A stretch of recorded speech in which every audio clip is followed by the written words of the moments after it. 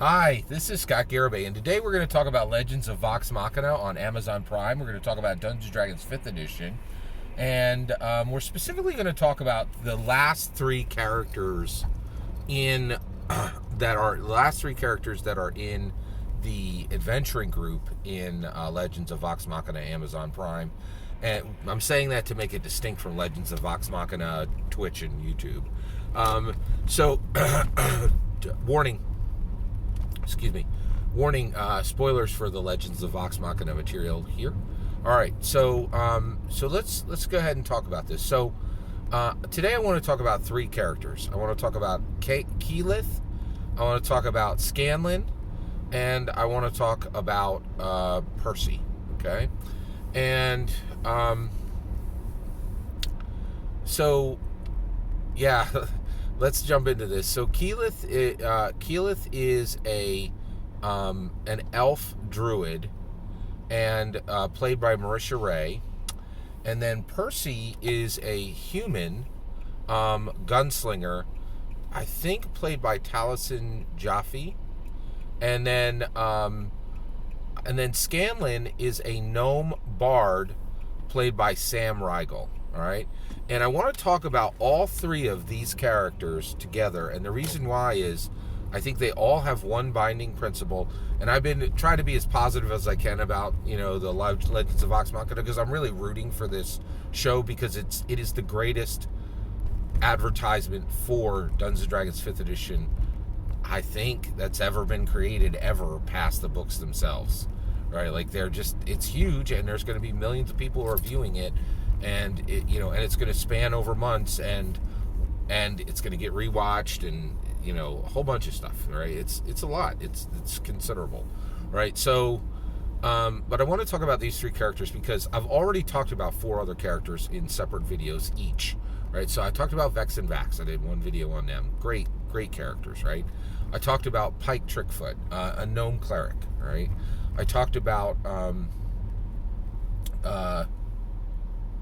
Grog Strongjaw, right? Very classic Goliath barbarian, right? So you have these other characters, and honestly, here's my take, right? Here's what Keyleth and Scanlan and Percy, all these characters have in common from Vox Machina. They don't need to be there, right? So basically, Vex Vax and Trinket, excuse me. Pike Trickfoot, okay, and then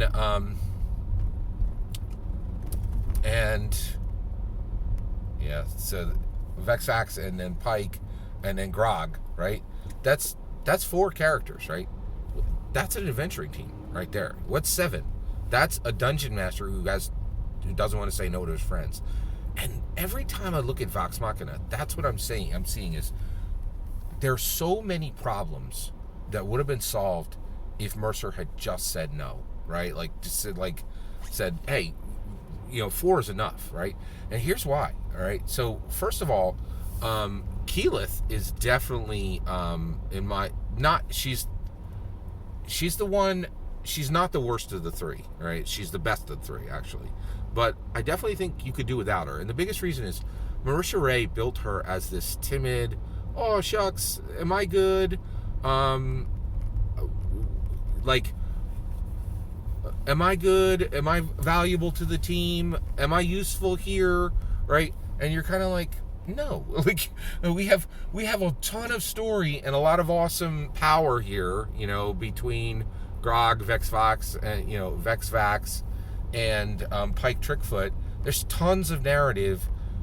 If you like this, and I would love, people want to build this world in Dungeons and Dragons where timidness and shyness is, you're like, people will draw you out, and they're like, you're cool and great, right? The world does not work like that anymore, right? Like, everybody in the world is scrapping for one more view, one more piece of attention, one more see me, right? Like, and if you don't step forward, you will get trampled in this life, right? Like, and so I'm just kind of like, hey, there's so much going on. I don't really need to chase your character to figure out why you're even here and what value you are, right? And so Like, I think Keyleth could have easily been dropped, right?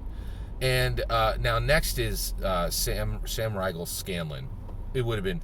I love the concept of a gnome bard. It should fit in a Dungeons and Dragons story, but Sam Riegel's Scanlan doesn't fit.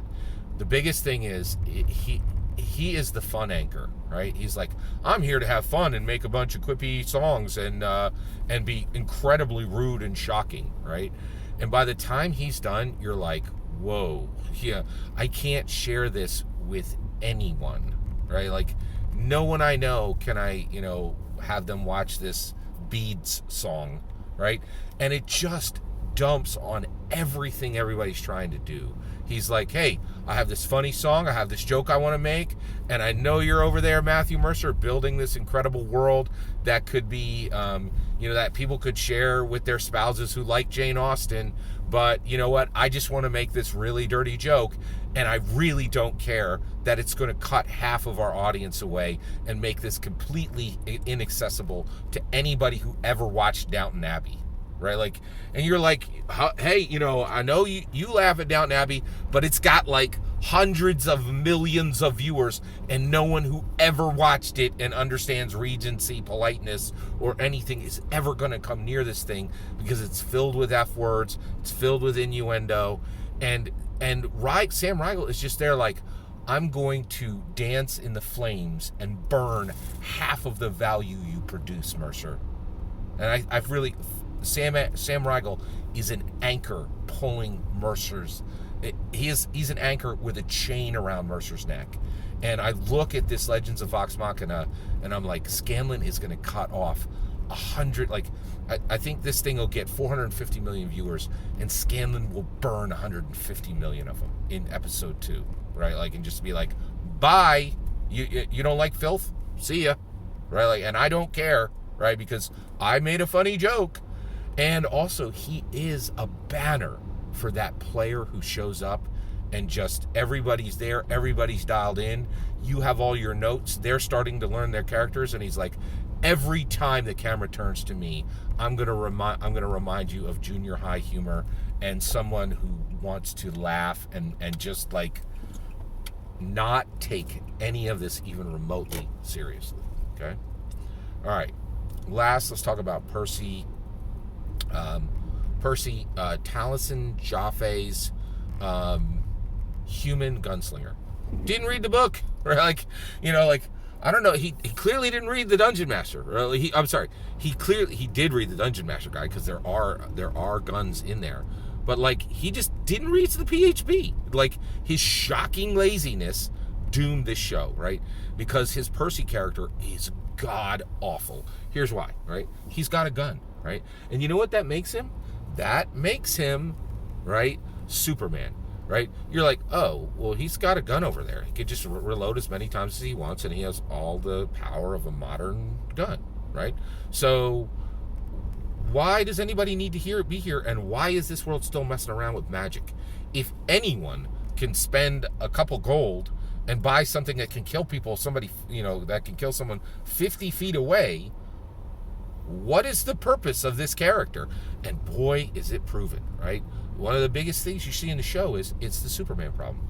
You start reading the Superman story, and you're like, wait a second, shouldn't you just use his freezing breath and his eye lasers and his super speed that's faster than Flash, and this is every single problem is going to be finished on page 2? And that's exactly what happens with Percy, right?